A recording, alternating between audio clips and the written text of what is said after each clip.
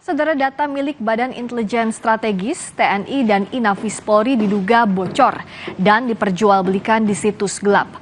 Pelaku peretasan meminta tebusan hingga $7.000 Amerika Serikat atau sekitar 114 juta rupiah. Informasi dugaan kebocoran data diungkap akun X @FalconFitzio.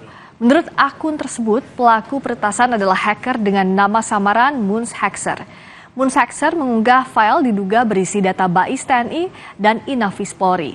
Hacker mengklaim punya data rahasia dan menjualnya hingga $7.000 Amerika Serikat atau setara 114 juta rupiah. Polri menegaskan bakal mengusut pelaku peretasan Pusat Data Nasional dan sejumlah lembaga negara. Polri juga akan bekerja sama dengan Kominfo maupun Badan Siber dan Sandi Negara atau BSSN untuk segera memulihkan situs yang diretas. Menurut Kadif Humas Mabes Polri, Irjen Sandi Nugroho, Polri akan berkolaborasi dengan institusi terkait untuk mengusut peristiwa peretasan data. Polisi juga akan segera melakukan langkah mitigasi agar tidak terjadi lagi hal serupa. Polri akan berkolaborasi dengan stakeholder terkait lainnya untuk menangani kejadian-kejadian yang saat ini sedang terjadi.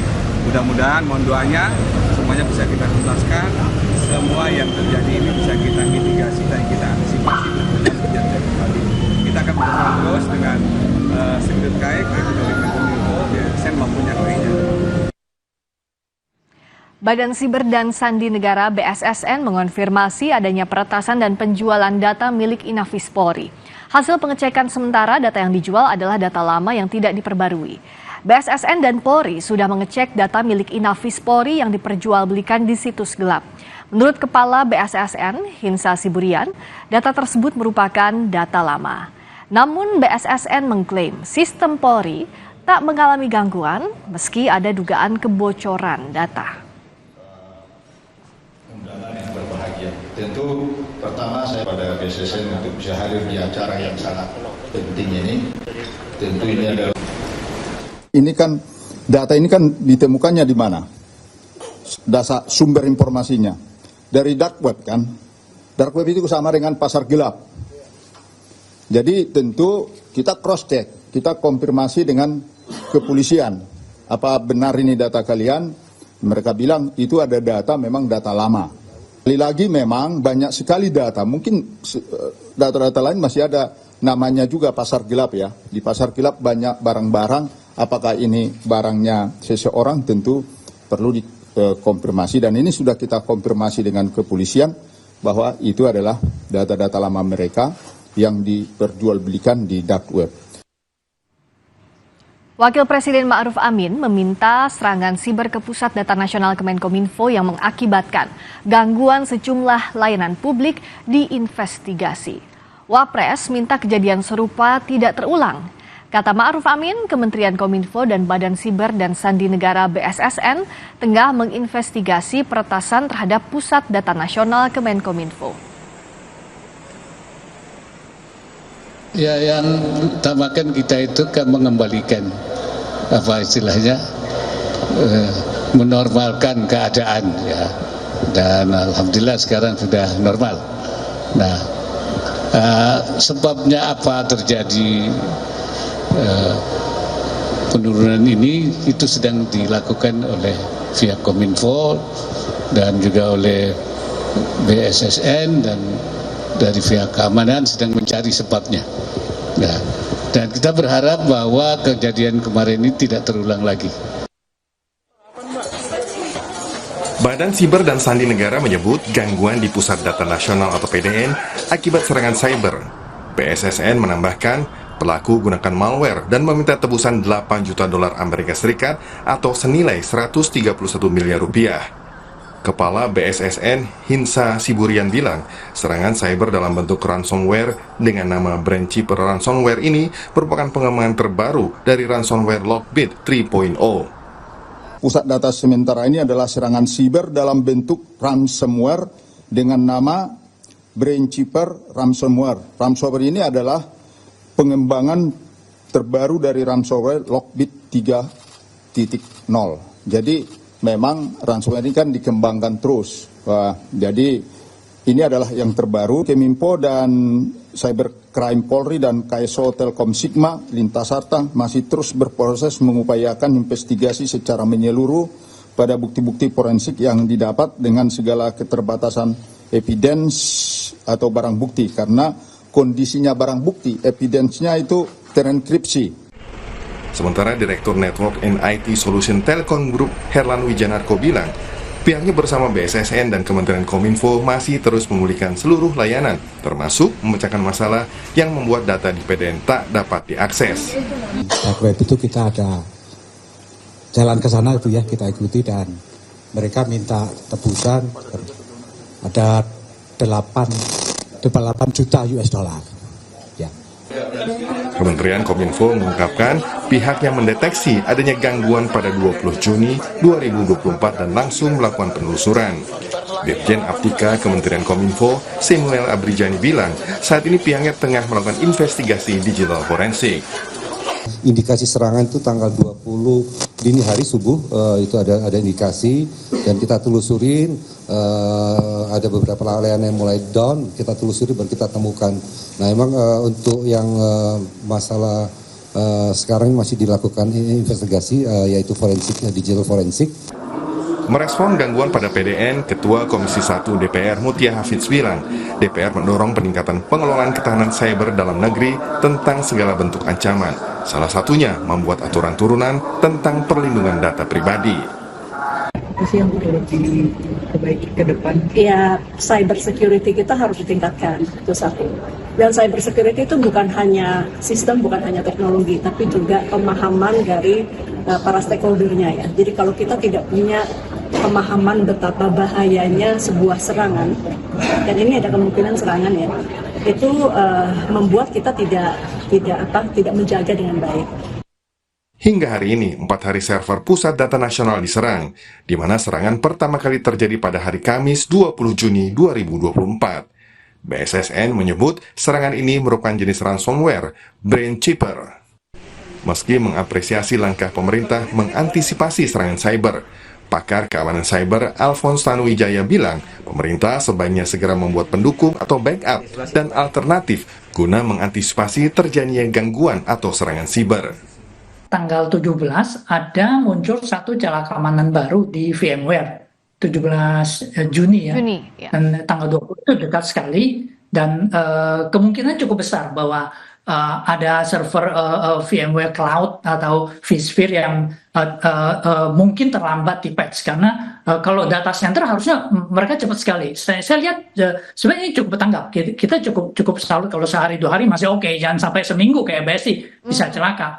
Nah, ini kita bisa jadikan pelajaran bahwa BSN ini kan sementara yang sekarang, nanti ada 3, ada di Batam, ada di KN, bisa saling backup. Tetapi kita perlu belajar juga bahwa ini jadi nanti perlu ada contingency plan.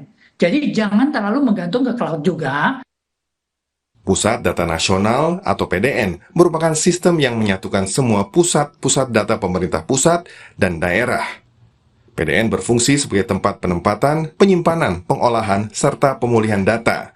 Fasilitas ini akan mengintegrasikan sekitar 27.000 aplikasi server di 630 instansi atau 150.000 satuan kerja di pemerintah pusat dan daerah. Sebelumnya, serangan cyber di PDN sempat mengganggu layanan publik, beberapa di antaranya di bandara dan pelabuhan. Belajar dari kasus ini dan Bank Syariah Indonesia pada 2023 silam, pemerintah diminta segera melakukan pemetaan hingga alternatif agar kejadian serupa bisa langsung diantisipasi. Tim Liputan Kompas TV.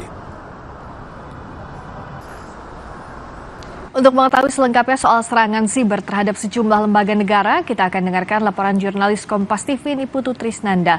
Putu, lembaga apa saja yang diretas berdasarkan data sejauh ini dan apa langkah antisipasinya serta mitigasi yang disiapkan pemerintah?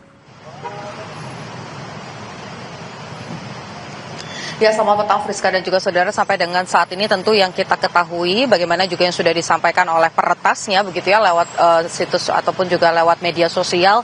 Memang yang paling utama yang sudah berhasil diretas dan jelas diminta tebusannya adalah Pusat Data Nasional, dan kemarin juga berdampak pada sistem imigrasi kita bagaimana kemudian terjadi antrian yang cukup panjang di Bandara Soekarno-Hatta. Kemudian yang terbaru ini juga dinyatakan bahwa sistem Inavis milik Polri ini juga berhasil diretas, walaupun kata Polri itu merupakan data-data lama yang juga tidak terlalu signifikan penting begitu, tetapi tetap saja artinya keamanan sibernya jadi dipertanyakan karena berhasil ditembus oleh peretas. Kemudian yang terbaru adalah sistem dari BAIS atau Badan Intelijen milik TNI yang ini diinformasikan juga sudah diretas, meskipun sampai dengan saat ini belum ada pernyataan secara resmi dari pihak TNI yang mengonfirmasi bahwa memang ada data yang berhasil diambil. Kalau kita bicara soal Pusat Data Nasional ataupun juga PDN, ini memang menjadi problem beberapa waktu ke belakang, khususnya pada Kamis kemarin yang berdampak secara langsung bukan hanya pada sistem imigrasi, Friska dan juga saudara,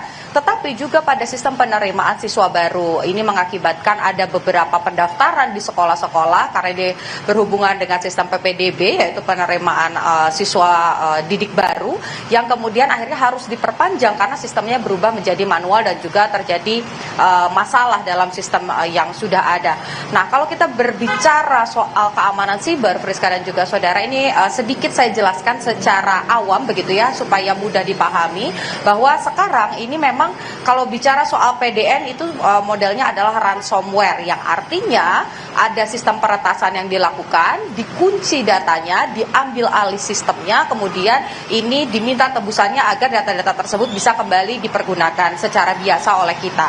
Nah, tetapi yang kemudian ditakutkan adalah ketika ini naik tingkat begitu, tidak hanya dikunci saja, tetapi juga data-data ini kemudian diperjualbelikan. Seperti misalnya pada data Inavis yang diklaim oleh peretas ini diperjualbelikan dalam situs dark web, kemudian juga BAIS. Tentu informasi-informasi terkait dengan data pribadi ataupun juga data yang sifatnya rahasia dalam negara ini tidak bisa begitu saja diperjualbelikan, karena ini juga berkaitan dengan keamanan negara. Jadi bukan hanya soal fasilitas, tetapi juga soal keamanan. Soal data pribadi sendiri sebetulnya memang sudah ada undang-undang yang soal perlindungan data pribadi, tapi sampai dengan saat ini belum ada turunan peraturan terkait bagaimana detail apa saja yang harus dilakukan, standar apa yang harus dimiliki. Ini juga kritik yang disampaikan oleh Senayan, bagaimana kemudian DPR khususnya Komisi 1 yang memang bermitra begitu ya dengan Kominfo dalam hal ini menyoroti terkait dengan keamanan tersebut. Bagaimana caranya, bukan hanya soal sistemnya saja yang sudah mumpuni, tetapi juga pemahaman dan kecakapan dalam memahami bentuk-bentuk serangan siber ini juga harus dipahami betul oleh pengelola begitu. Dalam hal ini tentu saja pemerintah multi lembaga ya, bukan hanya dari Kominfo saja tetapi juga dari pihak-pihak lain untuk menjaga bagaimana kemudian bukan hanya ada sistem pengaman seperti misalnya di enskripsi begitu, ataupun juga ada hal-hal lain seperti backup data dan lain-lain. Ini menjadi sorotan, tentu ini menjadi penting, sudah disampaikan bahwa mitigasi dilakukan, bagaimana data-data ini terus ditinjau begitu, karena kalau bicara soal PDN artinya ada 56 lembaga kurang lebih yang menggunakan PDN. Artinya ini juga berpotensi untuk kemudian diretas juga kalau memang salah satunya sudah berhasil diretas.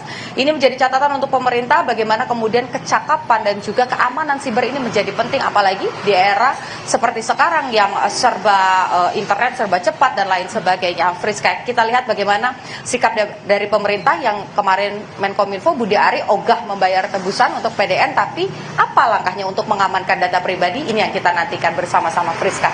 Harus segera dilakukan solusi dalam waktu cepat, juga backup plan serta mitigasi harus disiapkan matang oleh pemerintah. Terima kasih Niputu Trisnanda laporan Anda.